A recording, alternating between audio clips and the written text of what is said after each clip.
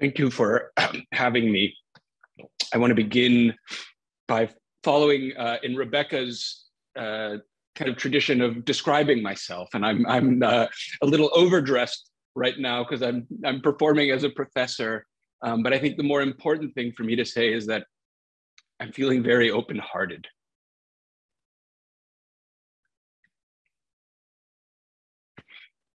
I'm sorry. You can see my eyes are a little teary.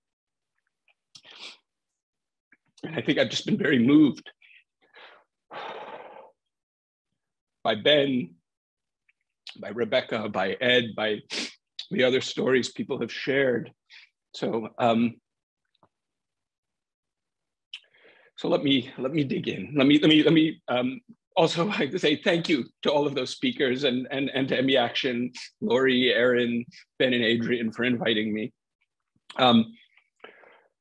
As some of you know, as a professor, I study the civil rights movement, and I wanted to talk about 3 lessons that I take from that era and that work, and that I think are applied to the movement around trying to bring dignity and equality to people with ME and people with long COVID and many chronic illnesses.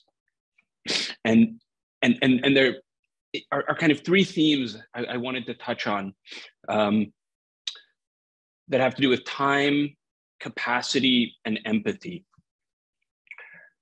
And on time, I think it's useful to think about how the civil rights movement is often presented as something that kind of began maybe with the March on Washington in 1963 and maybe ended with like the Fair Housing Act in 1968. And it's this very compressed window of activism and legislation. And that ignores what is sometimes called the long Black freedom struggle, that in the 1920s, communities in the rural South were organizing to build schools for children. In the 1940s, there were efforts at direct action to integrate, bus terminals and buses, people putting their bodies on the line to try and bring down Jim Crow. And of course, then in the 1960s, the culmination of decades of activism achieving that goal of dismantling segregation. But it wasn't, a 5-year window, it was decades. And I think similarly in the world of, ME, we have been fighting for decades, some of us much longer than I have. There are people who were, fighting the PACE trial in the United Kingdom, many, 4 years. There have been people for decades fighting for better funding in the United States for chronic fatigue syndrome and ME. And of course, there are patients who have been fighting, as Ben noted, to be here tomorrow to fight another fight.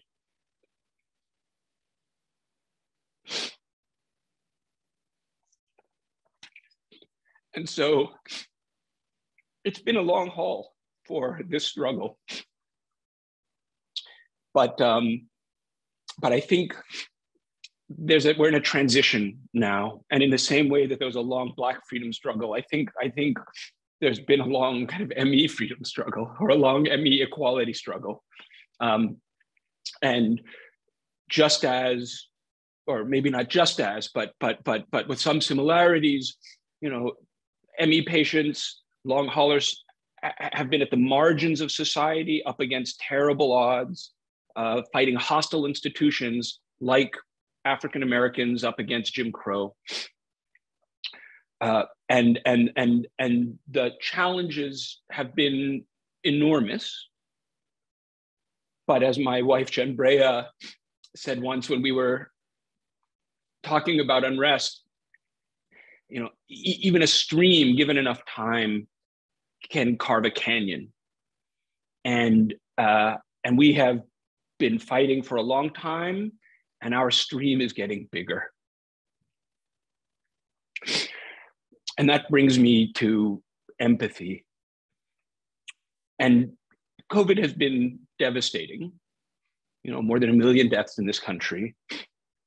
And sadly, that has grown the ranks of people who've had to deal with post-viral illness, chronic fatigue, brain fog, and a whole host of symptoms and illnesses that are very similar to what we've been wrestling with for decades in the community of people with ME. And so that means there are a lot more people who understand our struggle. And I even include myself. I want to be clear. I'm,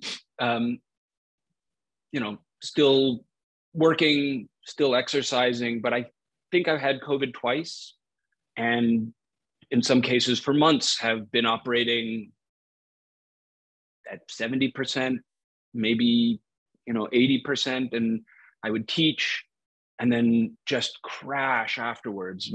Jen would tease me that if I was laying down on the sofa thinking I was going to read, I would be asleep, minutes later.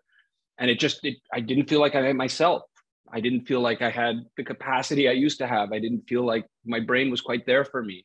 And I know that's one, 10,000th of what serious ME patients are wrestling with, what Jen fought for many, many, many years. But it was a way for me to have empathy for my wife, for the larger community, even as somebody who's been in this community for a decade now. And so I don't tell my story as a way to get empathy for myself, but to say I am one of many people, even who was in this fight, who now has a newfound understanding and a newfound empathy for how devastating this kind of just bone deep cellular fatigue can be, what the kinds of disability that are your brain not being there for you can be. And as one person of now millions, I feel a certain kind of optimism about what the future holds. The core lesson of the civil rights movement is that it's possible to turn suffering into power. There's a certain kind of alchemy, which is taking just unthinkable pain and translating it into power, right? So I think often in this kind of situation about Emmett Till, a boy who was essentially lynched, and his mother, Mamie Till, really fought to get his body out of the South, against the wishes of undertakers and all sorts of other forces, to have an open casket funeral for her son. And in her words, she wanted the world to see what I have seen, this brutalized body that was her baby.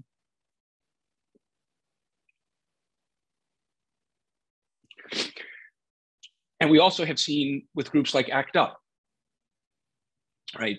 People saw loved ones dying with the government completely ignoring the urgency of the situation. And so what did people do? They did things like take the ashes of their most beloved and they poured them on the White House lawn.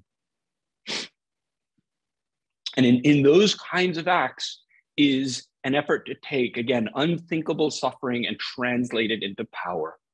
And I think we're at a moment right now where, as again, we are a larger community, and there is more empathy out there.